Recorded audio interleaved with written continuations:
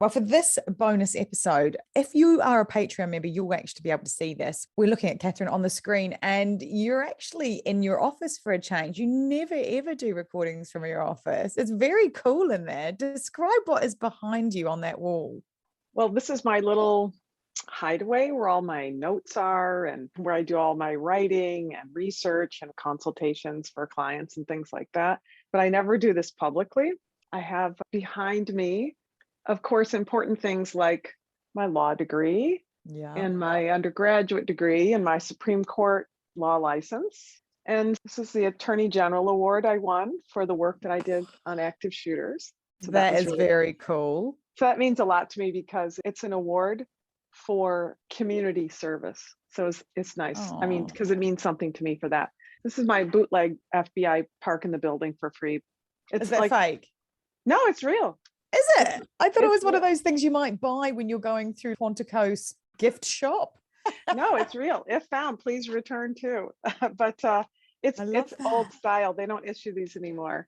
It's very cool color, but it also very sort of sepia toned. Yeah. And you've even got your shirt on there that looks like it's got an emblem on it. Yeah, it's kind of beginning to end. This is my academy shirt. When you're at the FBI Academy in your last weeks, your whole class gets a shirt. You pick out a shirt that costs too much you can't afford. And then you have the city where you're going to be assigned embroidered into the shirt. And so I was assigned in my first office to Milwaukee, Wisconsin. Roll on, Wisconsin. That's what I always think of. And so Milwaukee, Wisconsin was my first, or as they would say, Wisconsin was my first office. So this is my Milwaukee shirt. This is the shirt that I had when I graduated from the FBI Academy, which is kind of fun for me. And then behind me are the credentials they handed me when I left the FBI 20 years later. Did they give it to you mounted like that, or did you get that mounted yourself? No, they give it to you when you leave. These are my actual credentials. That you would have flipped out when you were arresting people. FBI. I did that many a time. FBI. I need to talk to you. So these are my actual credentials. And then they don't want anybody tearing them off the bin. So they put hole stamps in them, like it's literally, they put it in a machine and they stamp it with the word retired across it on both ends so that nobody can take them off the plaque and use them. And this is my badge that I carried for 20 years. So that's kind of cool. So cool. Can you give us a Katherine Schwei FBI? Oh, I'd say, let me see. Free sucker. Give us something. Yes. Well, that's not what we'd want to say. I will say. That's true. We try. I've watched too many movies, right? You have. We try not to be quite that, but we definitely, these are, when you leave the FBI, they take your credentials, but they give you retired credentials. Oh, so you can still flip it out if you wanted. Mm-hmm. So I can say, hi, I'm here from the FBI. I need to talk to you. And they can't look close enough to say retired on it. Oh, well, these are pretty obvious. These have retired stamped right on them. But yeah, you do it like you're just standing there and all of a sudden you go, I need to talk to you.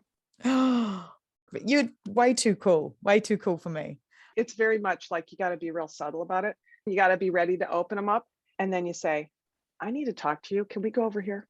I would absolutely crap my pants if somebody did that to me. I'm not joking. If somebody flipped out their FBI card on me. I will say that's why it's a cool job. So. Yeah, lots of people crapping their pants.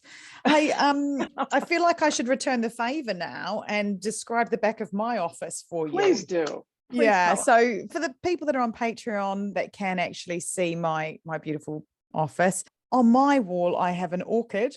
That's it. And lovely. And a jar of matches with the letter S on it. So I think I might need to up my office game, right? Maybe just a little bit. It's very enlightening about how colorful you are. Do you know what? I do actually have something sitting here waiting to go on the wall. And it's a Queen poster that's got to get framed. Queen as in the Queen or Queen as in the music? Definitely the music. Not the Queen. I don't know. You're in London. I mean, I think it's a fair question. I feel like I should get one of the Queen and Queen now just because of that. It should be side by side. Awesome conversation piece. Queen and Queen. Just like right here on either side of me in the picture. I think you should do that. I I'm totally gonna. love that idea. Okay, I'm gonna. sorry. Well, we've really had quite the segue to get started on this one. So we've got some listener questions that we're going to play into our bonus episodes on Tuesdays. I'm just going to throw them at you. We should have said that at the beginning so people didn't go, apparently this is a decorating show. So, and then they hang up. Tune Okay, in for sorry. next week's tips when Sarah paints her walls green.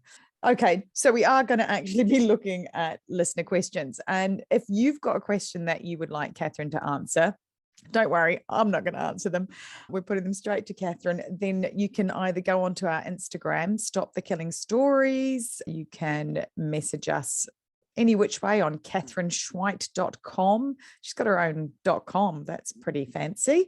Or at CONmunity podcast if you want to come through me. Either way, find us. The first question comes from Carolyn. Carolyn. Hello, Carolyn.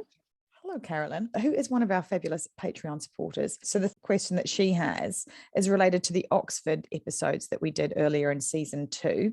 Mm-hmm. So episode 2, 3, and 4, I think, of season 2, you can go back and listen to.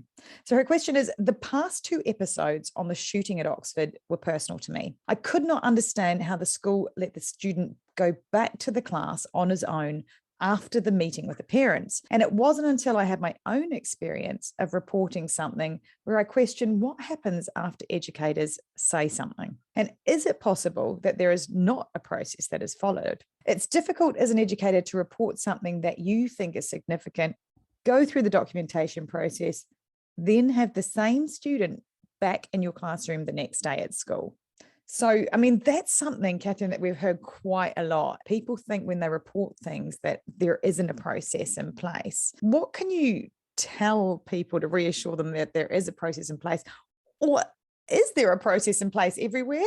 I don't even know if there is. So I think what I hear in her comments is frustration because she is practical and boots on the ground, as we would say, and gets the information out there when there's a concern and feels like it just goes off into the atmosphere, never to be heard from again. And a child is back in her classroom. And actually, you probably can't have many conversations with teachers without finding out that exact problem exists. So a couple of things. First, schools have always had this problem, right? To some extent. I mean, we definitely have changed the rules over the decades in terms of discipline and what's allowed. And you know, I'm a product of the Catholic schools. It's a wonder I even have fingertips. Certainly, we've kind of changed the rules somewhat on discipline. And remember, in the United States, school is mandatory. So schools must take all children who come, right? So then it's incumbent on schools to have a system in place.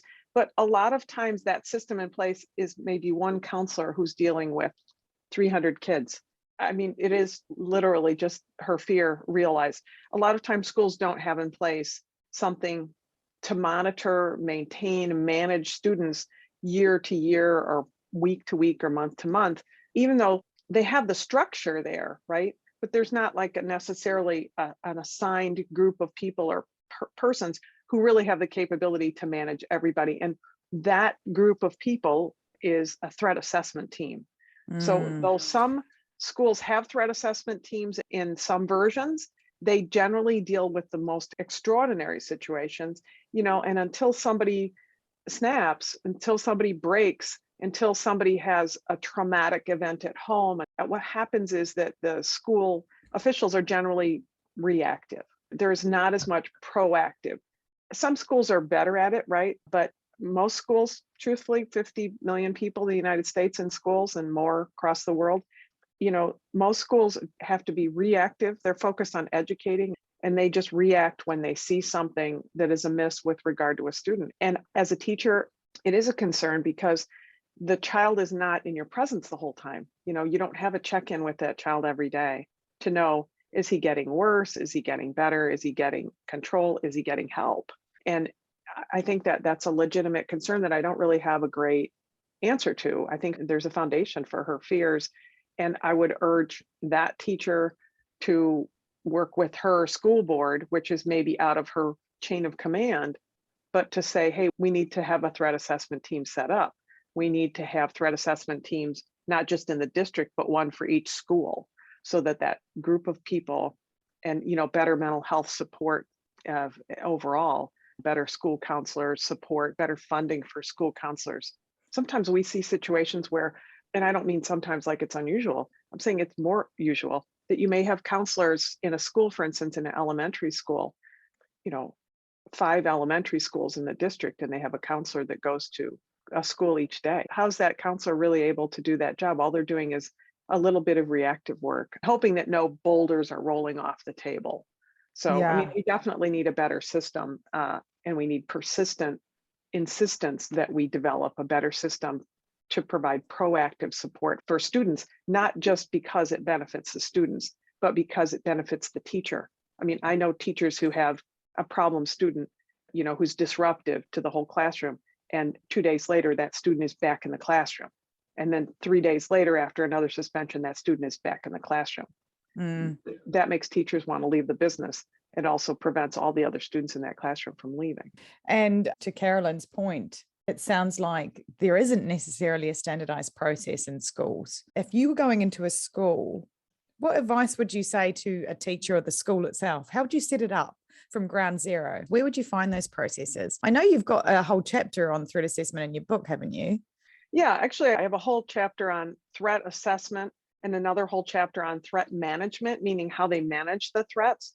There's like 3 successive chapters: what to look for and how to report it and to whom. And that part of how to report it and to whom depends on the fact that there is a threat assessment team or an anonymous reporting system. I think there are some components that I think I would say, look for these things. Does your school have a way for people to make anonymous reporting, whether that's through the state, through all the anonymous reporting systems that are available, including law enforcement, FBI? But then does the school have a way to capture that information? And that would be through a threat assessment team. Does the district have a threat assessment team? Ask the district. What is the threat assessment team? How often do they meet? What do they do? And if you want to start that, there's a tremendous amount of information that's available, in my book, online for free. We talk about it on the podcast all the time. What are the pieces of a threat assessment team? It's not a complicated puzzle, but it's a puzzle, even if it has 15 pieces, it's a puzzle that a lot of people don't put together because they don't find out who the mental health resources are in the county, find out who the law enforcement is that needs to be affiliated with them, find out what the disciplinary rules are in school, find out what the systems are to allow alternate training for a student, the social service organizations that provide support for students, support for parents. So the pieces are out there, but you may not know what those resources are. And if it means that you as a teacher have to engage external resources at the county mental health office because the school district doesn't, then engage the school district and the county mental health at the same time and say, I'm concerned about this. And what we say in our business, we elevate it to another level. Because a lot of times you're saying, well, I can't do anything because the people in my level, maybe I'm the teacher and the principal says we can't do anything about it. You know what? You loop your teacher in and you elevate it to the school board level. Elevate it. And if you could point to a resource just to pull a template of how to really start nuts and bolts from the ground that you would go, right, serve it up on a platter, what would it be? I don't want to make anybody have to buy my book, although I'm working on a soft covered book, so it'll be less expensive. But one of the things that I did in the book is I actually identified some of the resources. I don't want to plug any particular resource because I think that it depends on what your school district wants to do. But there are good organizations that do threat assessment. And it's not so much a plug and play on a policy, but it's definitely plug and play on here are the people that need to be on your threat assessment team. And in fact, your state may mandate school threat assessment teams. They do in the United States. The state of Virginia, the state of Illinois, the state of Connecticut are 3 that I can just think of. And those states have mandatory threat assessment requirements for schools. And because of that, the state statutes themselves say this is what should be on a threat assessment team. So look to see if your state has a mandated requirement. And if they don't, tap one of your legislators and ask them to use templates from Connecticut and Illinois and Virginia to require threat assessment teams in your state. What would you say specifically to a point that Karen has made in there? Difficult as an educator to report something that you think is significant and then go through the documentation process. So say she's even got the threat assessment team in place and she's escalated it, as you say. And then she's still got that same student coming back into her classroom the next day. What would you say to her to do? Carolyn, I think that part of that frustration of the student coming back into your classroom is make sure that you understand what the criteria is for why that student is allowed to come back in.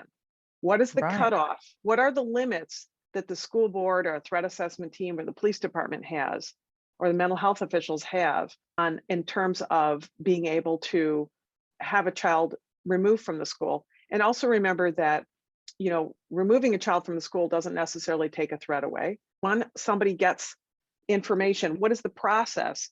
And when is that process going to result in that student complaint being kicked back out and that student showing up in your classroom? So when you're writing paperwork, I think it's important to continue to document, because even though you're frustrated if a student comes back to your classroom, I think it's important that you document it so that the next time, if there's another problem, we know, hey, this happened before. That's frustrating, I know, as a teacher, but I'll say that's, what we do in law enforcement too. We go to somebody's house and they're disruptive, but we can't really do anything about it, but we make a documentation of it. And then the next time somebody goes to the house, they say, hey, we've already had domestic problems at this house, so we want to elevate this, make this more of a concern. And then we go back a third time and we're like, buddy, this isn't working. Whatever's going on here, this is our third time here in a month. So when you document something, even if that student comes back, it is valuable to document it. So don't decide no one's going to do anything about this, so I'm not going to document it. Because the threat assessment team needs the information from the reported incidents that maybe don't elevate to kicking somebody out of school in order to decide whether or not in the future they have to kick somebody out of school. And I think we've seen that in cases that we've covered, haven't we, in school shooting incidents where the child has moved on from perhaps like a junior school to a middle school, or a middle school to a high school, and that information that was not passed on, that could have been documented, wasn't there as like a whole parcel for the next group of teachers to look at. Yeah, I think the Virginia Tech shooting is a good example of that. Here we have a terrible shooting that occurs on a campus in Virginia, not too far away from me. The shooter lived half a mile from my house, and he had gone to the same high school as my kids went to. He had problems in the school. There was no state law that required the school to pass that information along to the university. And in fact, they thought they were kind of prohibited from doing it, right? And so then Virginia Tech occurs, so many people are killed and injured, and the state laws in Virginia changed to say, hey, you must set up threat assessment teams. You must report information from elementary school to middle school to high school to colleges, universities. So, we learn those lessons the hard way. Please document, even if you're frustrated about it. But I think it would be helpful, Carolyn, if you knew why that child is back in your classroom, because there are competing state laws about mandatory training, mandatory education for students, privacy issues, when there's no charges, filed, and maybe look at some other ways that encourage the expanse beyond whether a child walks into your classroom to say, what's going on in that kid's house? Can that kid get conversations with other people at the school to see whether or not there are ways to disrupt the behavior that is causing a problem?